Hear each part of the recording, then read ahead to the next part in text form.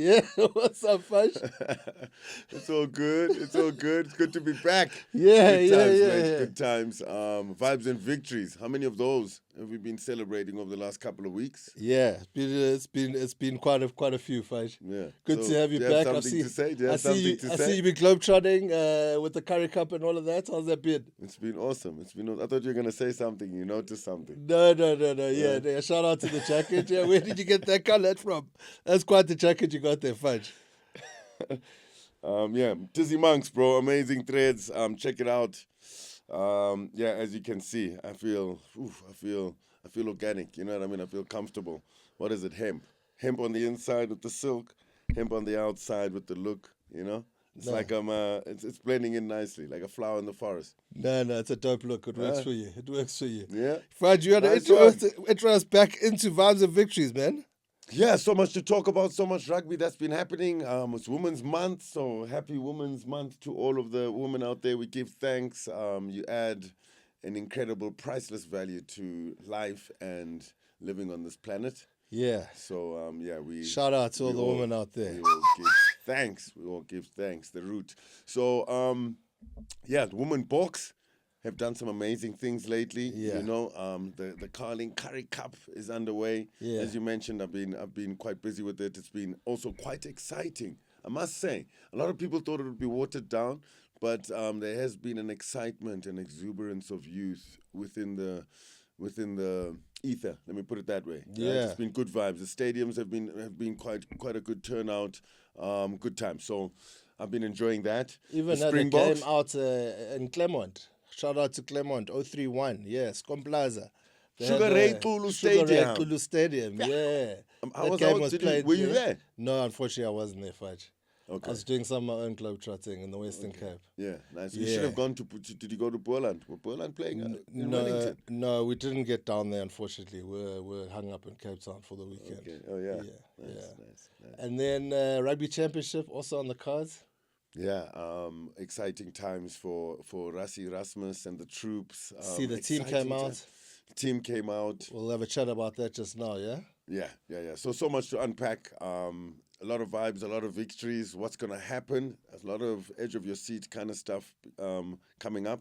So run us through it there. Sports Sangom. Yeah, man. So let's recap a little bit. Let's turn the clocks back. Lions tour. We haven't spoken in a while. We didn't cover any of that.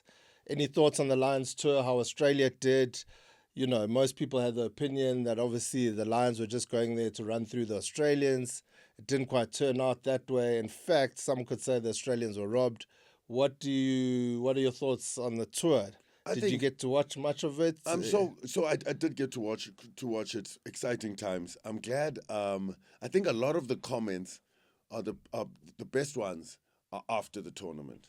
You know, Sure. because when the whole picture just makes it, that's where the story lies, right? Yeah. The Will Skelton show. Yo, he was monster. Second You test. know, it's been insane. Yeah. What would have happened if he was there at the beginning? Yeah. But basically, I think the theme was Wallabies. Okay, hello. Yeah, I you don't think think anyone expected to them to land when we were all sort of looking at the trajectory of things, right? Yeah. And they landed. I think they landed on the moon. I think mission accomplished. If you're a Wallabies supporter, surely mission accomplished. Yeah, look, it makes for interesting times for now coming up with the Rugby Championship. We're playing them this weekend. That should be interesting in itself. The coaching staff there is obviously is very good. They need Will Skelton though in the team. You need to have that brute force. Is he enough? Is he enough alone, or is there? I tell you something contagious for thing nothing. that- He's a game changer. You saw it from the first test to the second test. Australia was nowhere in the first test. Second test, they got robbed. I don't know. I want to know your decision on that clean out. The clean out to the neck wasn't blown. They went upstairs. They scored the try. What's the ruling there, Fudge? You You're played. gonna put me on the spot. you Yeah, know? yeah, I yeah. thought- I'm I saying thought everyone's lucky I got didn't their have to opinion. comment. Yeah. I thought I'm lucky I didn't have to comment. I saw Nigel Owens' comment. I saw some other comments. For me, mate, you know, I think you've got to respect the referee's call. That's what he's actually there for. That's why a robot could never do a rugby referee's job. That's why it's one of the best refereeing shows on the planet, because you get to hear his decision-making process, literally on the loudspeaker. But he went up to TMO, and that's the quickest decision I've seen in one of the most crucial test matches in world rugby in the last couple of years. The last time I saw that, it took 10 minutes in the New Zealand. I think it was when New Zealand drew a test to the Lions, and there was a decision made there that took 8.5 minutes or something to make a decision. He made a decision in less than a minute. That was quite, I don't know, that decided the whole series. Yeah, They chose the perfect words to describe a confusing picture.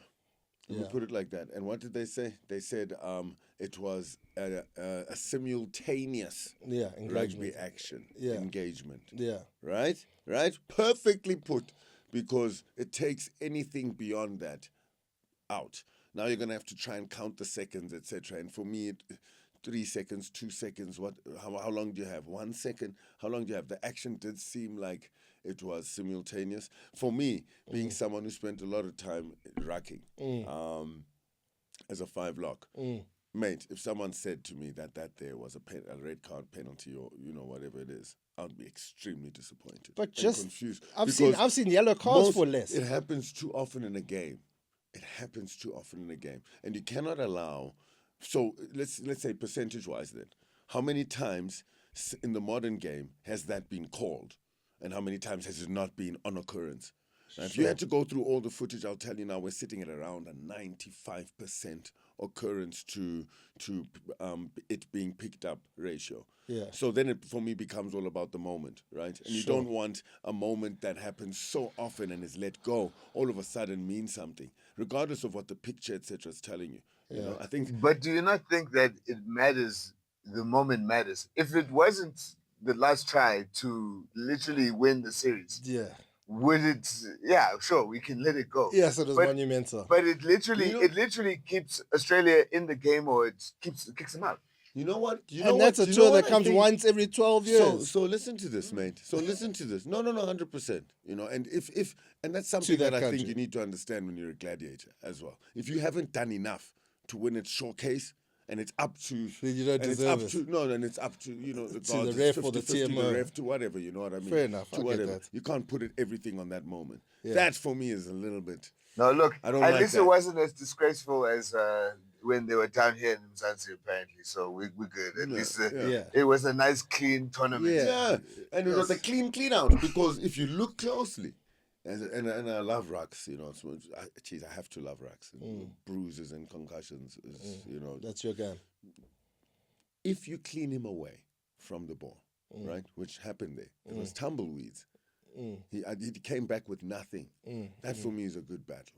If he came back with the goods, he comes back with the goods, But for me, it wasn't a crock roll. It wasn't anything like that. It was a quick moment where your rucking had to be quick as well. I don't think there was enough time between the stealing action and him coming in. And he got cleaned out off the ball, I'm telling you, 6 years ago, 7 years ago, 8 years ago, definitely when I was still playing, that would have been a video of how to ruck. Yeah. No, I think you've actually convinced me in these couple of minutes. It's not on the head, it's not on the neck. Yeah. No, I think you've actually convinced me. What, on the shoulder, sort of back shoulder area? It's I think the timing of it also was just so close that it doesn't warrant for a late clean out or, you know what I mean? And like you're saying, your gladiator speech there just now. You enjoy that. It's the jacket, man. Leave me alone, You've been waiting to say that somewhere for a long time, Fudge. That gladiator thing, I kind of get it. Like, he cleaned them out good and proper. You get it? And it happened quick, and it was fast, and it was brute force. Yeah, no. I think you've convinced me. I won't lie to you. I think you've convinced me otherwise. I think it just ruined the series. That's what pissed me off. Because Australia won the last game, and Australia went up in that first game 24-5 or something. And if it was not for the last 2 tries in the last 8 minutes of the first half, that was Australia's game, hook, line, sink. That's a tough one, mate. But it's tough. Those 2 tries before half time could have gone either way. Yeah. And you're so right. In a way, you would think that perhaps in a test that big, you have a lead that big, you have moments like they had moments. At times, they could have walked away with the game. It was a few pivotal moments that things went against them. So it is a harsh one. It's a tough one. But I don't know. I think it's a tough one. It's a Yeah, tough so one. Let me just say I guess that. that's a good segue into then looking at the odds for the Rugby Championship. We're going to just scoot through this quite quickly. Obviously, the long shots are Argentina 28-1, Australia 11-1. That's quite a saucy price if you think Australia are back. I think they took positives from what happened to them out there. I think that was the big thing. Focus on the positives. They're massive positives and a little bit of bite. And as I say, you're only as good as your last game. And, the last two games, they were pretty good against the British and Irish Lions, which is never a slouch against anybody, Those are incredible odds for me. So 11-1 overall odds there. If you're an expat or Aussie that lives in South Africa or wherever you may listen to this, 11-1, back your Aussies. I would take that all day, just as an outside punt, right? And then close odds, they've got New Zealand slight favourites at 9-10, and they've got South Africa just under 12-10. I'd say 11-10 to win the Rugby Championship. Who do you make your favourite there? I think my favourite would have to be the Springboks. And I don't know if maybe it's because, we've been so close to the workings and, you get to do so many interviews with some of the players, etc. And you get a real understanding of what's happening. You know? Or you get to see it. You watch I don't all the interview time. anyone. You watch Blitz and Super The only Sport person and I all sit that. and talk like this with is you, Fudge. Really? Unless it's around the TV How lucky are you, with man? other people. Fudge and Jesus. No, we're in special uncharted waters here, and the scary thing is, I don't think any other nation has been in these waters before. It's starting to feel a little bit different and more special, not to be able to compare the two different nations, two different meanings to a certain degree, but just in terms of play and performance and depth, innovation.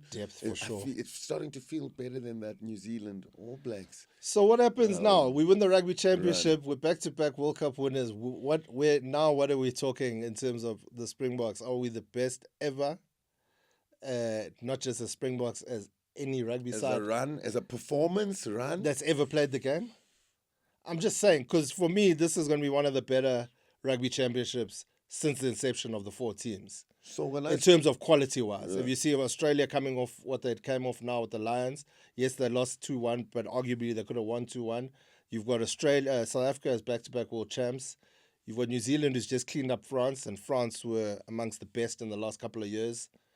Is this not set for an absolute banger of rugby championships? And if we get this trophy, surely we're in the conversation of the best ever in terms of a run, in terms of trophies in hand. It's a lot. It's a lot, mate. It's a lot. And I think it is what it is. Would you bet that jacket on South Africa winning? On South Africa winning? Yeah. I would. Okay. Yeah. I'm checking. And I wanted you to see that I'm thinking about it. Yeah. So I'm taking your question seriously. Yeah, because then you don't have a jacket anymore. I like that. I'm a dark horse sort of, supporter. I like what Australia did, throwing that little spanner in the works with their performance against an individually stacked side. Yeah. Mano and mano, we're talking about some of the best players in the world, top three, maybe in every single position, arguably. Yeah. They took them on, and for me, I think very hard run by that. They couldn't come away with it. But again, enough positives. So Argentina, with what they've been able to do. They beat the Lions before the Lions went to Australia. A few weird performances, a few against awkward England, ones, against France. But still, for me, some positives there as well. They're one of those nations that has a lot of youngsters coming through that are playing top level rugby provincially. And you can't deny the wizardry and the just the coaching prowess of Joe Schmidt. I think he's done it all. He's seen it all. He's definitely a good man for the job. It's not an easy job. Yeah, no. Australia are not blessed. Remember, this is their third rugby code. That's after cricket. Then there's Aussie rules. Then there's rugby league, and then only it's rugby union. So they don't pick from a big big pool of players. It's incredible. They're not like New Zealand and South The Africa. performances against the British and Irish Lions was actually quite amazing to watch. And I think the effect you'll have on Australia is provincially, and you'll know very well. And Rassi also always speaks about how important it is to have the provinces also working with you. Right? Yeah, I think they also did better this year, Super Rugby. Yeah, there you go. I saw something. There was something there. There was a bit better from the last couple of years, to be fair. So for me, they're clicking. They are clicking, and can they withstand that wave? That avalanche, that tsunami that's going to come with them in terms of the pack we have. Remember, we're not going with the bomb squad. We might be going with the bomb squad. I don't know if you heard. No, we've got three. We've got three on the bench. Yeah. They're saying Archie Snyman might be a late call up into the bomb squad. Okay. Yeah, I see. We've got Kanan Moody on the bench. We've got Kobus Reinach on the bench, and we've got who's the number 23 on the bench? Damien Willemse. Yeah, Damien Willemse. Great, exciting bench. Yeah, exciting. So he's gone with Mani, Damien on the bench. Yeah. I like the team personally. No, I do as well. It's a very strong team. See at 8, I quite like the team. Arguably, it's the strongest. I love Grant Williams and Mani Lebok. I think that combination is deadly. Best in the world. Yeah, if they get, and you know what everyone's always going to be going on about is Mani's kicking. So I just hope he comes right this weekend and gets 8 out of 8 kicks, and just to shut people up, Yeah, he's looking good. Because the guy can kick. It's just that this thing has got the mockers on him. I like the Bob jersey number 10 is what is in his head. Anyway. I think it's not too difficult to see now, and that's what I love about rotation, right? And having healthy competition within the squads. I think you're starting to realize how hard it is to be consistent in a Bok jersey. Everyone's had their slumps, including Andre Pollard.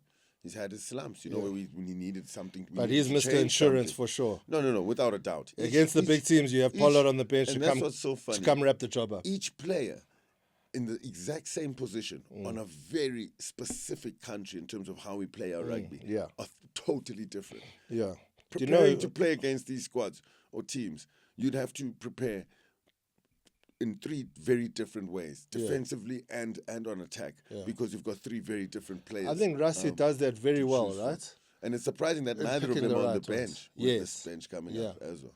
Yeah, because I don't think it's necessarily needed now, but I know in New Zealand you're going to have insurance. And that insurance comes in the jersey of Andre Pollard.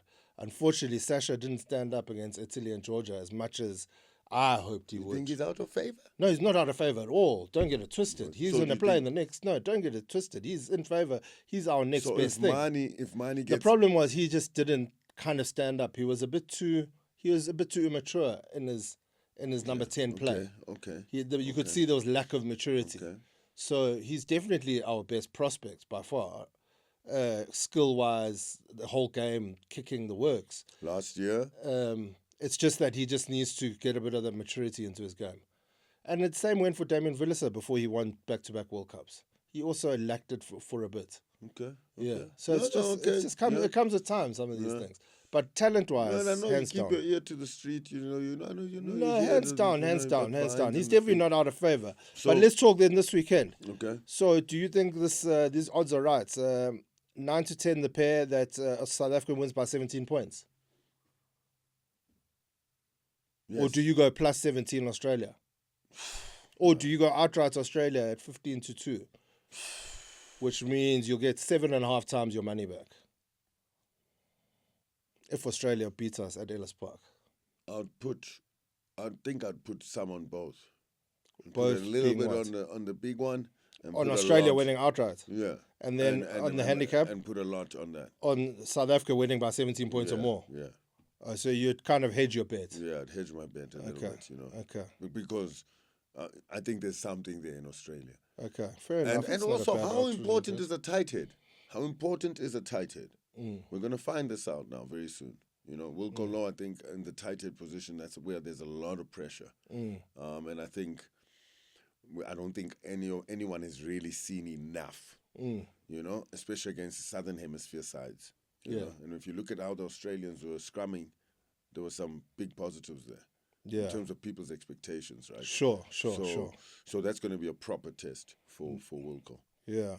And then Argentina at home to New Zealand. They've put the handicap at 8 points. Which way do you think that goes? No, I think New Zealand is going to win that. By more than 8 points, yeah? Yeah.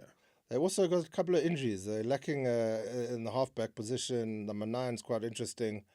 Royko, there's a couple of guys injured there. But I think Argentina, so if there's one they're going to win, because they've got a tour then to where? Australia, because we're touring to New Zealand. So if there's one they're going to count on at home, it would be the first one. It would be, I think. I reckon. And then in Australia, they'd probably hope to do the first one there also. I think those are their biggest chances of winning games in the competition. Argentina. Yeah, I'm saying the first one in Argentina and the first one when they get to Australia on tour. Yeah, I think they're very young, man. There's a lot of excitement there. There might be even more excitement, next year this time. But I think right now they unfortunately I think they're undercooked. They're getting blooded in. Yeah. They have amazing sparks, etc. But so then a nice double then is just to go South Africa to win by 17 points, and New Zealand to win by 8 points or more. Definitely, because New Zealand, and I've got a feeling Razor's going to get them up. If you're a New Zealander now, there's also legacy there as well. Those who are, there's a legacy there for these guys. And I think they'll be easily motivated. And if you look individually, good players that would relish the opportunity. They're in a bit of a evolutionary phase where anything's up for grabs. And what that is World Cup glory. That's up for grabs now. It's trials for them. So I think weaker teams, they're going to really, really take apart. Yeah. Talking about that, our Bok team and depth is unbelievable. I saw this one graphic, I'm not sure if I shared it with you, where they laid out 5 different Springbok sides. Different. And all were very world normal. Class. Yeah, world class. I think I've got it in one. I thought I'd sent it to you at some stage. No, you did, mate. But it's crazy. And you know what's so crazy about it is with the rotation, there aren't too many what ifs. A lot of the selections, even up to the 4th team there, even if you look at the number 8 position, for instance, all of them are capped. Let's go at the 8s, yeah. Jasper, team 1, Kwagga in team 2, Ulrich Lowe in team 3, Cameron Hanekom in team 4, and Evan Roos in team 5.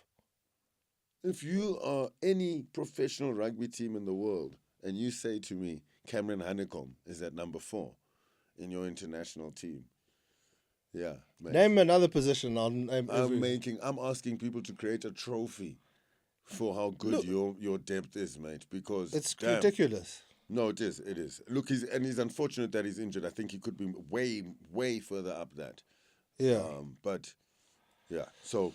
Yeah, but anyway, so it's just crazy. talking about depth of our rugby. I don't know if you saw the Paarl Derby. Wow, it was unbelievable. Incredible. Paarl Derby, that game, 36-34 final score. 32,000 people at a schoolboy rugby game. What in the world is that? And it's so funny how the game gives the crowd exactly what they all came out to see in number. Yeah. It's funny how that's where history is made. I think it's one of the oldest derbies in South African schoolboy rugby, and they pull over 30,000 people.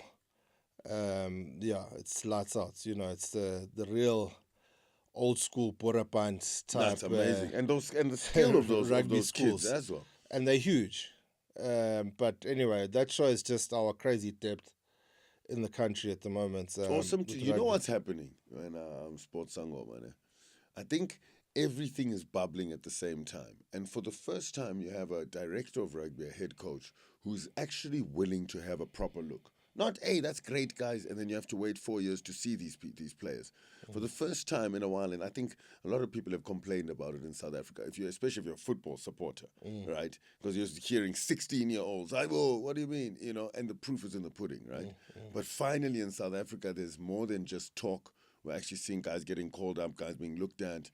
It's exciting time. So, that derby, I think, is a great example of just how crazy the rugby fever is, and it's at school level as well. And it's been sort of building for a while. Yeah, as I was saying, so I was even down in Western Cape this weekend, and a mate of mine, Matt Stevens, he's coaching a Muslim side that got promoted last season to the Premier Club Rugby League.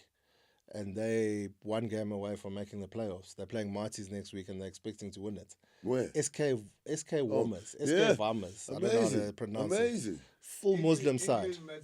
Yeah. Yeah, amazing. And Lions player. Two-time Lions player. I was talking to the legendary Labib Levy, who's now the Carling Cup head coach for DHL Western Province. We're going through a few issues there. But he was telling me about the legacy of SK Warmers and the part it plays in the community. Yes, so they're playing Marties this weekend. And hopefully next weekend when we go down for the Springbok game, there'll be a game that same weekend because they'll be playing in a playoff game. So, you know, well, from what I've seen, I'll send you some of the clips. You could, these guys could make the semi-final this year, but could be competing for a trophy in the next year or two, which is a very, very interesting story. He's based in Cape Town, huh? Yeah, he is. That's amazing. Yeah, so that's great. So he coaches along with a brilliant coach that's the head coach, and he assists. I think he just assists with the scrum and the lineouts and the forward play. Wow.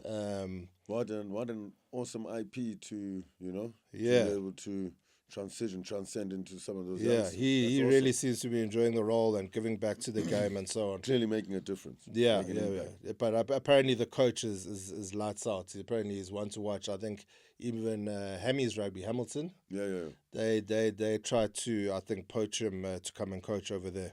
But I think he's sitting still. I think he quite likes the group that he's got there at the moment. It's a good group. They've been winning things. Yeah. I think they won the Super 8 Easter Festival earlier this year as well. Okay. Down in the Western Cape.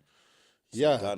But enough about the men and so on. Now the women's rugby is also firing. All cylinders. I see that beats the Ferns 41-24 in the second test. So quite interesting because we've got the Women's Rugby World Cup coming up. Come on. Yeah. Amazing. In Women's Month, what a way to celebrate how far efforts have been going, you know. Efforts in some of the shadowy behind the scenes that aren't seen all the time, but it's taken proper partnerships to get South African rugby where it is now, especially in the women's game. And if you look at the performance, Swayze de Brain, the coaching staff. I think Swayze is brilliant for them. Doing amazing work. You know, the team they chose to send to Madagascar, and how he gave other players opportunities when he still took care of some of the senior players. Yeah. You know, the rotation he's been using is just, you know what a lot of people don't understand. I mean, we talk about it quite a bit. Tobani loves talking about this. Is what happens on the field, training field. People are training against each other, you're playing against, but that's where you're seeing most of the action. You're free, you're playing more for instinct instead of being in the lights and everything. You actually get a better idea of the talent, the potential of a player when you watch them for 2 weeks on the training pitch, you know. You're seeing him for more than 80 minutes. You're seeing him in controlled environments, and you're seeing him in created environments, right? So you're seeing her in those spaces, you know. And I think the culture, the strategy, the environment, the buy-in, being transparent. I think the coaching staff for the women box has done incredible work all the way to what a way to enter a Rugby World Cup with having a performance like that. Yeah, so we've got a lot to look forward to, yeah? We've got all of the rugby championships. We've got the Women's World Cup coming up. South Africa Proteas are in Australia at the moment. They lost last night. I think they play again on Wednesday. I think it's three T20s and then 3 ODIs before we go to England and do the same thing over there. So let's see how kind of battle ready the Proteas are. If maybe they've still got hangovers, I don't know, from the winning that that Test series. But let's see, because they could easily lose both those series on both ends, to be fair. I think, you know, the time comes for you to also start looking at depth, right? And I think the Protea women are there.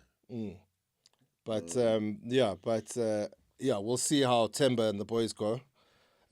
Because Australia's not going to be easy, and England are also not going to be easy. England are off the back of that brilliant test draw against India, where Siraj took 5 wickets there on that last day, I think, for like 26 odd runs for them to win the test. Chris Wood came out with a broken collarbone, batting with one hand. So that's the comparison I was trying to make. You know, like if you look at the the Proteas, what they've been doing, the captaincy, the leadership group, and also the people they're bleeding in. I think they've been getting proper reward as a group for some of the chances they've been giving some of the youngsters.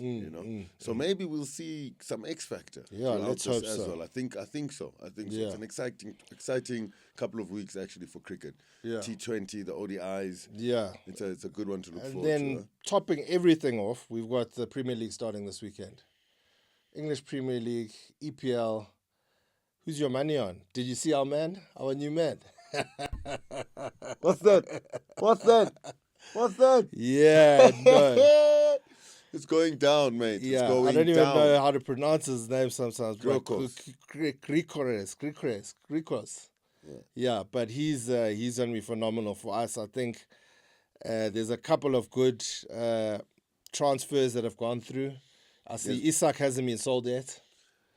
Mate, look at Man United. Yeah, they're definitely That's a why dark we're horse for me. celebrating whatever we can get there as the Gunners, mate. Because people are getting some good signings. I wish we could have gotten a Cisco. Imagine. Yeah, I would have done granted with a Cisco. He looks like a cannon more than a Red Devil. Yeah. Right? The Premier League, I think, we speak obviously who's going to be the champion. See, Liverpool lost the Charity Shield. But to in the Crystal shootout Palace. to Palace. Yeah. Palace has been coming back. Yeah, well, look, they've won more trophies in a couple of months than we've won in a couple of years. Are you saying that? No, I'm just saying. Are you saying that? I'm just saying. Yes.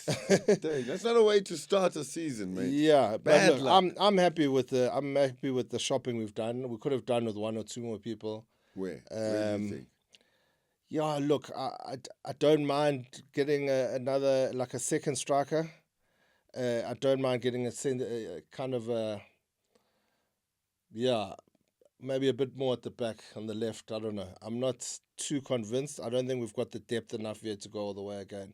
I think we're okay to make with some injuries, playoffs. Few injuries. And That's the thing. That's what the wheels come the off. seasons are long, eh?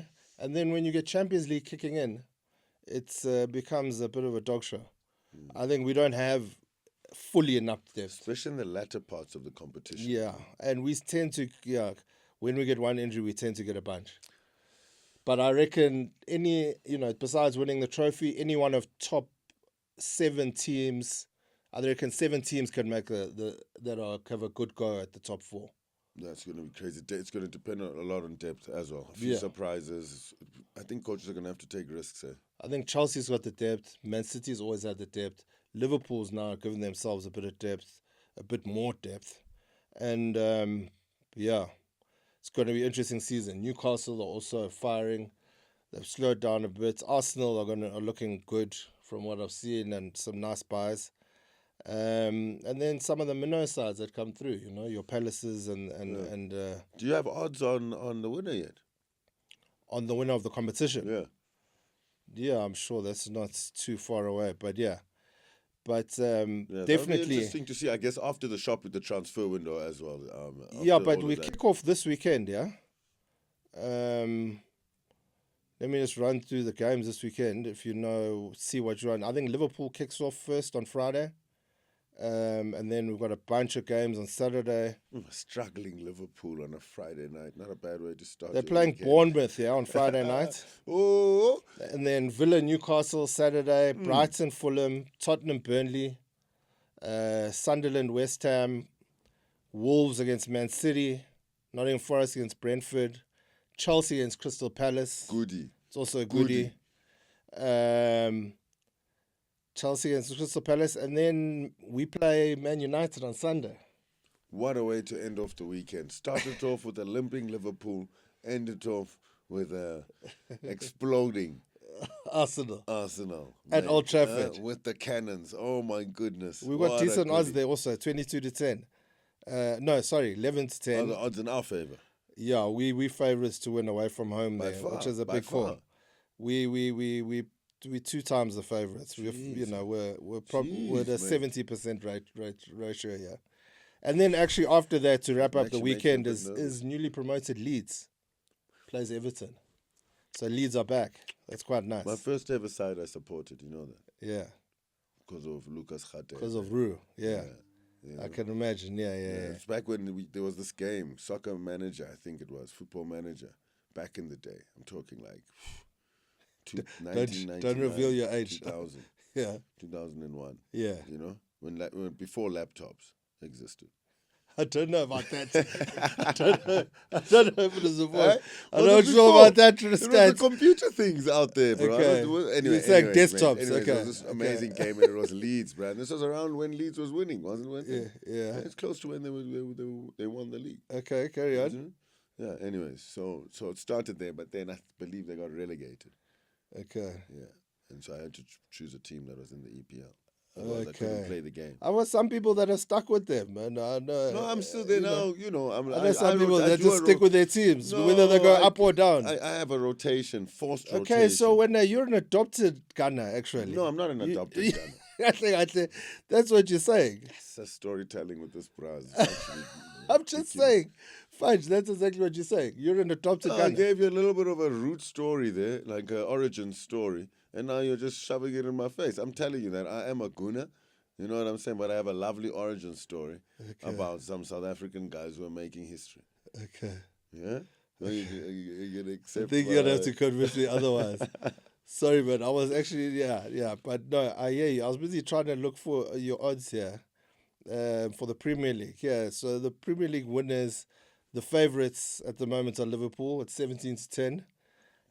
Arsenal, second favourites at 22-10. Man City. Bad, eh? Man City at 7-2, which is 3.5-1. Yeah. And then Chelsea at a cheeky 8-1 to win the league. That's a good, yes, how dare. Man United at 24-1. Jeepers, those aren't bad bets. And Newcastle at 48-1. After what we all saw Chelsea do, something's happening there. I would take a dip at Chelsea at 8-1. Yeah, why not? But anyway, that makes for interesting reading. You said they've got the depth. That's not bad. That's actually, that's interesting. Yeah, so no, that's it. So we're in for a lot. Fudge, what's the next couple of weeks bringing you? Where are you off to? What are you working on? Carling Curry Cup, mate. Carling Curry Cup, good times. Couple of big fixtures coming up. Yes, you know how interesting the log is, mate. You should check out the log. Things switched this past weekend. Yeah, I saw all of a sudden, boom. I lost money on Bulls. After 3 rounds, you lost money on them. Yeah, I lost them. I had them in all to come with a couple of horses that won on the weekend at Turffontein, and the Bulls charged me. Yeah, massive. That was unbelievable by Pumas. Jimmy Stonehouse is a beast of a coach. That makes the whole competition very interesting. It does. And look, but then I see Brilliance also won against Province on Sunday. Yeah. Yeah? Yeah. No, they beat the Lions. Oh, Lions. They beat the Lions. That's huge. Imagine that. Massive. Yeah. So, you start seeing what Harvey's Fourie is doing down there, the people he's recruited. Apparently, he recruited Puerto Human. Yeah. I was talking to Mr. Holiday. Shout out, Shafiq Mouton. Yeah. Mr. Holiday, F7, F7. Yeah. He must come on the show. You must get him. Puerto Human, my old coach, an amazing man. He's still involved with the Houston Sabercats, I believe. Okay. Which is awesome. He doesn't take nonsense. Yeah. Literally, I think he got into a little bit of a row on the field once with another coach. Yeah. I just love the guy, man. I don't know. I just love the guy. So apparently he is consulting at Brilliance as well. Okay, interesting. So I like how they've got this. Harvey's has got something good going on there. And the way that the rugby they're playing has been quite impressive. So now all of a sudden, everything switches. Everything switches again. Where Poland, a couple of sides are on 11 points at the top of the log. Yeah. No more unbeaten sides, but there's still 2 sides.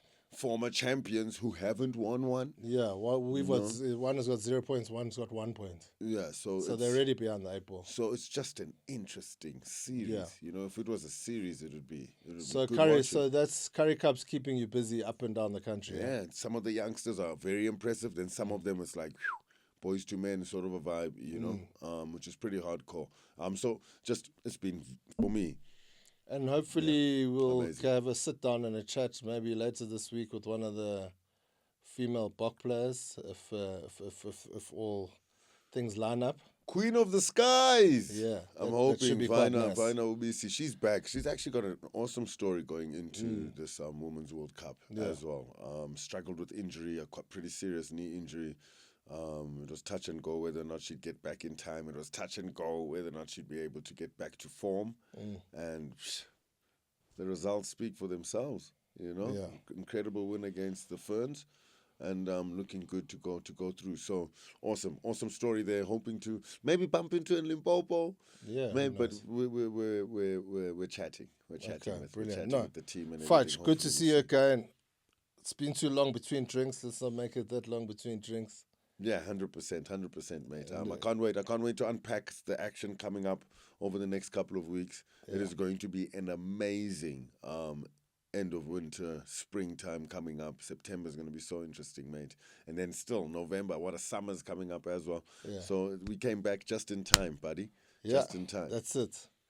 All well and good. What are you up to the next couple of weeks? Head back to KZN for a bit of a break and then maybe get down to Cape Town to see SK Warmers and watch the Boks take on Australia. Some interesting things in Limpopo as well. Yeah. We might be going to check out some Musangwe in Limpopo and see what we can put together for later this year. Yeah. PFL?